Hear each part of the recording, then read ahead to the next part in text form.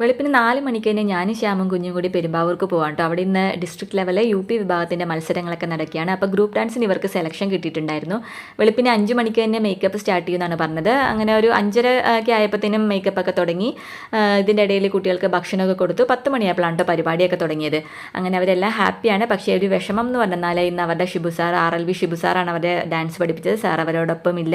പക്ഷേ സാറിൻ്റെ ആ ഒരു പ്രസൻസും ബ്ലെസ്സിങ്സും എല്ലാം ആ കുഞ്ഞുങ്ങളോടൊപ്പം തന്നെയുണ്ട്. ആദികവി പാടി ആദ്യ കാവ്യം ചൊല്ലി ദിവ്യമഹായാന സപ്തമഹാകാണ്ഡം